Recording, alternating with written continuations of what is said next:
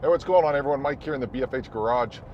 Going on another fishing trip. The Denver U Pull and Pay just got in a 1999 TJ. That notification is less than an hour old, so I'm hoping to get there and still find stuff on it, but I know how that goes.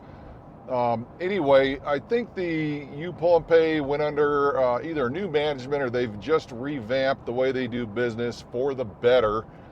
They have an alert system now, which I normally check every day anyway, but now they have an alert system that will notify you when when new vehicles come into the yard. The other thing I like about the new system now is that they post up the VIN numbers, and that's huge for me because this Denver yard is about 45-minute drive, maybe 50-minute drive from my house, so it's a long way to go to find out that there's nothing that you want. The VIN number, I can pull the build sheet, and that tells me everything I need to know of what potentially could be on that Jeep. Obviously, all bets are off. Somebody beats me to it, I'm not going to find what I need. In this case here, the rear axle on this 99 is a Dana 35, which sucks. I'm always on the hunt for the Dana 44s. Those are highly sought after. But this one does have the 3-speed 32RH automatic transmission. That's highly sought after as well. I just picked up one last year. I'm going to grab this one if it's still there. I need to get all the associated wiring and cables and everything that goes with it. That's a big part of it. Also get like the flex plate. All of that stuff is going to be a great find if it's still there. So anyway, we're on the way. We'll see what we get when we get there.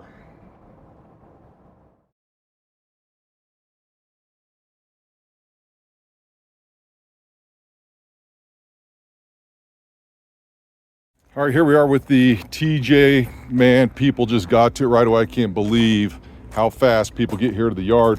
One thing I noticed though is the grill, they took off and set over here, so that's already out for me.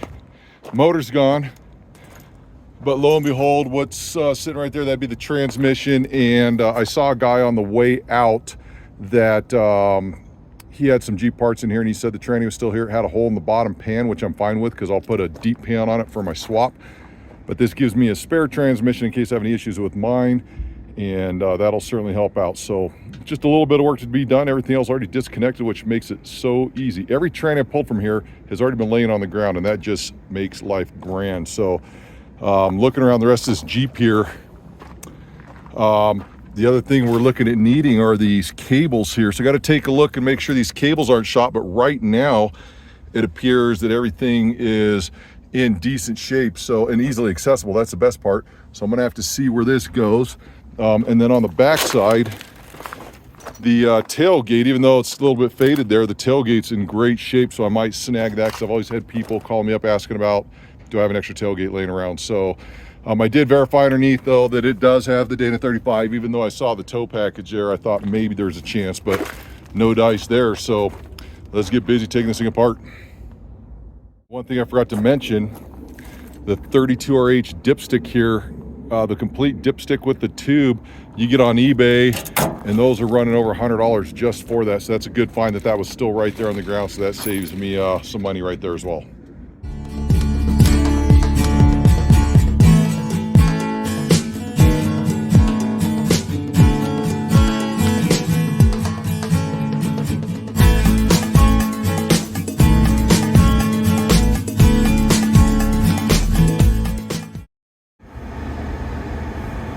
All right, I'm leaving the Pull and Pay right now. As you saw, I got to the Jeep. Transmission was still there, so I picked that up. Unfortunately, some of the cables were jacked up, as you can see in the pictures. I did find out that the axles had wheel spacers on there. I think they're like 1.25 inches. And so I picked those up. Those are $5 a piece. I picked those up just in case any of my buddies ever need them or something. It's just a good deal to have them. I picked up, man, I tell you what, it seems like I spend more time at the junkyards for my buddies and their idiot driving styles than I do for myself. So one of them, I'm not going to mention his name, Harley, was just up at U-Rate and in Telluride for work, but he was driving through a creek bed, had a really hard impact on the front end, didn't realize what it was, said it didn't feel like it was anything major.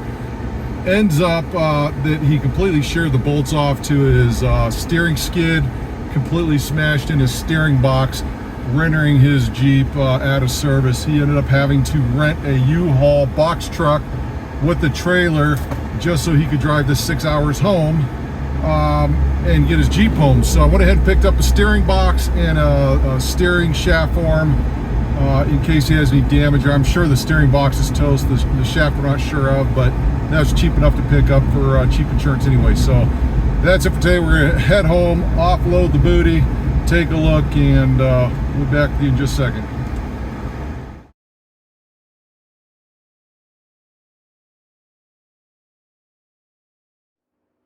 All right, we're home from the pick. Let's go take a look and see everything we got. Overall, it was a successful pick. Picked up a 32RH transmission, automatic transmission. I got the dipstick and dipstick tube to go with it. That's pretty expensive by itself, like I was talking about earlier. Picked up a steering gear for, I said I would never say his name. Anyway, Tyler. Got him a steering gear, got him a steering gear shaft that goes up to a steering wheel in case that was damaged at all. I picked up some wheel spacers I talked about. Those are right there, $5 a piece. It's hard to argue that. And then I also picked up some little contacts for the rear tailgate. That's going to go to somebody out in California, along with a pellet that goes inside the steering lock. Those are really hard to come by, so I got that as well. So overall, a successful pick. Time to get back to work on things. As you can see, my trailer's in here. Just installed a new rear axle. Thought my trailer brakes weren't working. Apparently, it is the wiring on my Gladiator. The blue wire has no power, so I got to trace that down, make sure it didn't get pinched or something.